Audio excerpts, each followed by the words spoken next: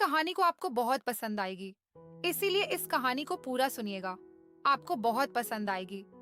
नीलम की उम्र करीब 47 साल की थी, लेकिन वह देखने में अभी भी इतनी जवान लगती थी कि गांव के लोग उसकी तारीफ करते नहीं थकते।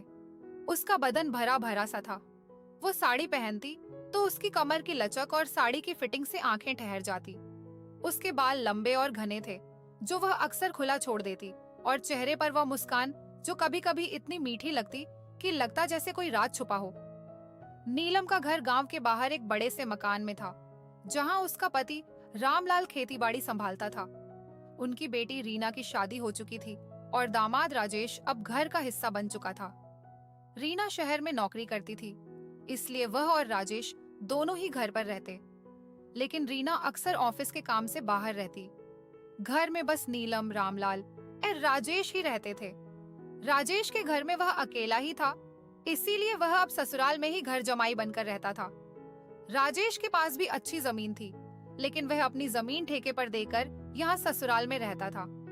राजेश एक साधारण सा लड़का था, उम्र 28 साल, लेकिन उसकी आंखों में एक चमक थी जो नीलम को कभी कभी अजीब लगती।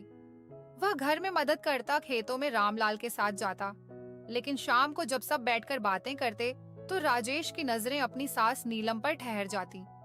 नीलम को पता था कि उसका दामाद उसे देखता है, लेकिन वह इसे अनदेखी अनदेखा करती, क्योंकि घर परिवार में ऐसी बातें होती रहती हैं।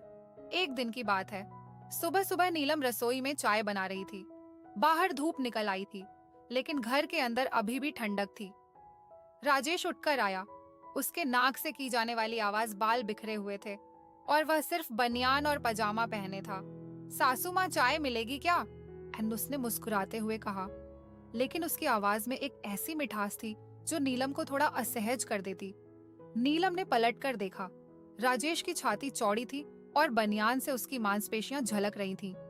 सासू माँ ने कहा, हाँ बेटा, बस बना रही हूँ, लेकिन उसकी आंखें एक पल के लिए राजेश के बदन पर रुक गईं।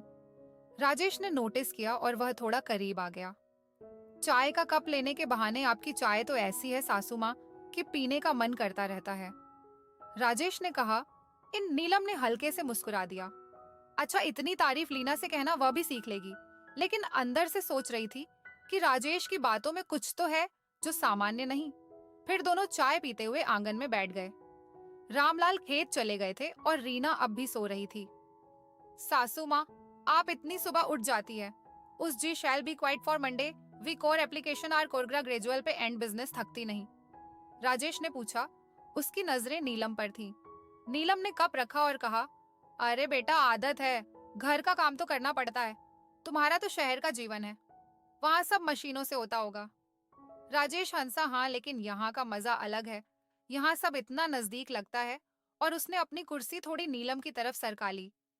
नीलम को लगा जैसे हवा में कुछ गर्माहट है, लेकिन वो बात बदल गई। अच्छा, आज क्या प्लान है तुम्हारा? राजेश ने कहा, बस घर पर ही हूँ, अगर आप कहें तो कोई काम कर दूं। बातें चलती रही और राजेश की हर बात में एक छुपी हुई इशारा था, जैसे वह नीलम को टटोल रहा हो। नीलम भी जवाब देती, लेकिन उसके जवाबों में एक सादगी थी। फिर शाम हुई। सब साथ में खाना खा रहे थे। रामलाल थके हुए थे। रीना फोन पर किसी से बात कर रही थी। नीलम ने राजेश को परोसा। बेटा, ये सब्जी ट्राई करो, मैंने स्पेशल मसाला डाला है। राजेश ने छका और कहा, वाह सासू माँ, ये तो इतनी टेस्टी है कि बची हुई सब्जी चाट लो। आपके हाथ में तो जादू है। रीना ने हंसकर कहा, मम्मी, राजेश तो आपकी तारीफों के पुल बांध रहा है। नीलम ने शर्माते हुए कहा, अरे बस ऐसे ही। लेकिन राजेश की आंखों में एक चमक थी जो नीलम को बेचैन कर रही थी। खाने के बाद जब सब सोने चले गए, नीलम रसोई साफ कर रही थी। राजेश अचानक आ गया। सासू माँ, मदद करो। नीलम ने मना किया, लेकिन राजेश ने बर्तन उठा लिए। दोनों करीब खड़े थे। राजेश का हाथ गलती से नीलम की कमर को छू गया। सॉरी, उसने कहा, लेकिन उसकी मुस्कान कह रही थी कि वह सॉरी नहीं था। नीलम ने कुछ नहीं कहा, लेकिन दिल में एक सवाल उठा कि यह लड़का क्या चाहता है। अगले दिन सुबह नीलम बगीचे में पानी दे रही थी। राजेश बाहर आया। जिम से आया था वो, पसीने से तर। सासू माँ, यह फूल कितने सुंदर हैं, बिल्कुल आपकी तरह, उसने कहा। नीलम ने हंस दिया। तुम भी ना बस तारीफ करते रहते हो। लेकिन राजेश ने करीब आकर एक फूल तोड़ा और नीलम के बालों में लगा दिया। देखिए, अब और सुंदर लग रही हैं। नीलम का दिल धड़का लेकिन वह पीछे हट गई। अरे बेटा ये क्या? राजेश ने कहा। बस ऐसे ही परिवार में तो प्यार होता है ना। बातें फिर चलती रही। फिर रीना काम पर चली गई। रामलाल बाहर थे। घर में सिर्फ नीलम और राजेश। राजेश ने कहा, सासू माँ आपका कोई राज है क्या? आप इतनी खूबसूरत होकर भी इतनी सादगी से रहती हो। नीलम ने कहा, राज क्या बस जीवन है? लेकिन राजेश की बातों से लग रहा था जैसे वह कुछ और जानना चाहता हो। फिर दिन बीतते गए और राजेश की हरकतें बढ़ती गईं। एक शाम नीलम छत पर कपड़े सुखा रही थी। राजेश ऊपर आया। सासू माँ हवा कितनी अच्छी है ना, उसने कहा और नीलम के पास खड़ा हो गया। हवा से नीलम की साड़ी उड़ रही थी और राजेश की नजरें उस पर थीं। आपकी ये साड़ी कितनी सॉफ्ट लगती है, उसने कहा और हाथ बढ़ाकर छूने की कोशिश की। नीलम ने हाथ हटा लिया। राजेश क्या कर रहे हो? लेकिन राजेश ने मुस्कुराकर कहा, बस देख रहा था, मटेरियल अच्छा है। नीलम को गुस्सा आया लेकिन वह चुप रही, क्योंकि परिवार टूट ना जाए। रात को रामलाल से बात की लेकिन कुछ नहीं कहा। अगले दिन राजेश ने फिर कोशिश की। वह रसोई में आया। नीलम रोटी बेल रही थी। सासू माँ मुझे सिखाओ ना रोटी बनाना, उसने कहा और पीछे से खड़ा हो गया। लेकिन वह बोली, बड़ा रीना से सीखो। राजेश ने कान में फुसफुसाया, लेकिन मुझे तो आपसे सीखना है। लेकिन नीलम ने उसे धक्का देकर हटा दिया। फिर एक दिन घर में एक छोटी सी पार्टी थी। रिश्तेदार आए थे। सब हंस खेल रहे थे। नीलम ने अच्छे से सजकर खुद को तैयार किया। उसकी साड़ी चमक रही थी। राजेश की आंखें उस पर टिकी। पार्टी में डांस हुआ, गाने बजे। राजेश ने नीलम को डांस के लिए कहा, सासू माँ एक डांस हो जाए। नीलम ने मना किया, लेकिन सबने जोर दिया। डांस में राजेश करीब आया। आप फ्लेक्सिबल है, उसने कहा और आंख मारी। नीलम ने मुस्कुरा दिया, लेकिन अंदर से सोच रही थी कि यह कहां तक जाएगा। फिर पार्टी खत्म हुई और सब चले गए। रात को नीलम अकेली थी। राजेश आया। सासू माँ आज अब कमाल लग रही थी। नीलम ने कहा, बस अब सो जाओ। राजेश ने गुड नाइट कहा और चला गया जैसे वह नाराज हो गया हो। फिर दिनों दिन बातें बढ़ती गई। राजेश अब खुलकर तारीफ करता। सासू माँ आपकी स्किन इतनी स्मूथ है, क्या राज है? नीलम कहती, बस नेचुरल। फिर समय बीतता गया और घर की दिनचर्या में राजेश की मौजूदगी अब एक आदत सी बन गई थी।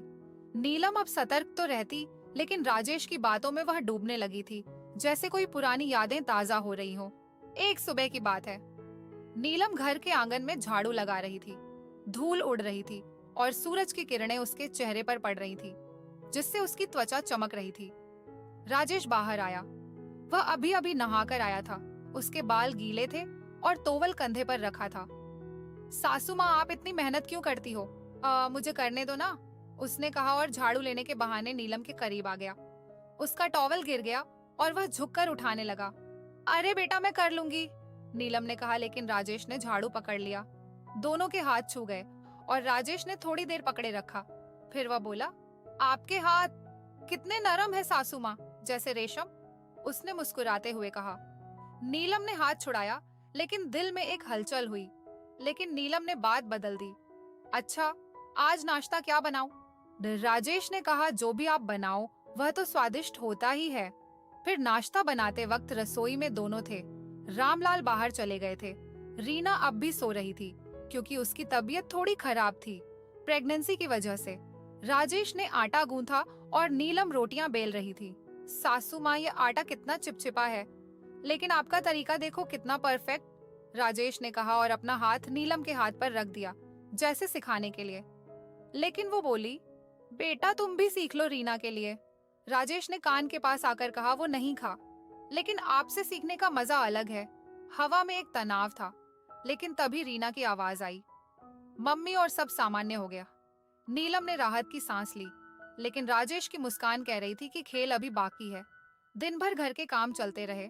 राजेश मदद करता, लेकिन हर मदद में एक इशारा, जैसे पानी की बाल्टी उठाते वक्त वह नीलम के पास से गुजरता और उसका कंधा छू जाता। नीलम चुप रहती, क्योंकि परिवार ने शांति बनाए रखनी थी। फिर शाम को सब साथ बैठे चाय पी रहे थे। रीना ने कहा, पापा, आज राजेश ने कितनी मदद की मम्मी की। रामलाल ने हंसकर कहा, हाँ, अच्छा दामाद है हमारा। लेकिन नीलम की आंखें राजेश से मिली और राजेश ने आंख मारी, जैसे कोई राज साझा हो। रात को खाना खाने के बाद नीलम छत पर टहल रही थी। चांद निकला था और हवा ठंडी थी। राजेश ऊपर आ गया। सासू माँ अकेले टहल रही हो, मुझे भी साथ ले लो। नीलम ने कहा, हाँ बेटा आ जाओ। दोनों साथ चलने लगे। राजेश ने कहा, यह चांद कितना सुंदर है, लेकिन आपकी चमक के आगे फीका।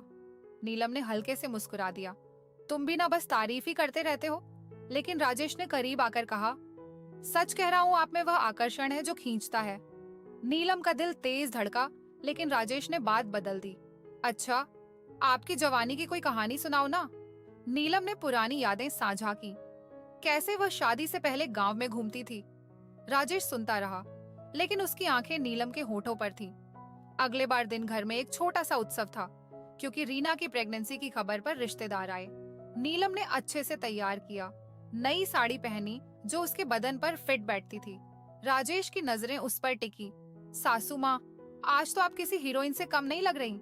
सब हंसे, लेकिन राजेश की बात में गहराई थी। उत्सव में गाने बजे, सबने मिलकर खाना बनाया। राजेश ने नीलम की मदद की। सब्जी काटते वक्त उसके हाथ नीलम के हाथ से टकराए। लेकिन आपका हाथ कितना गर्म है।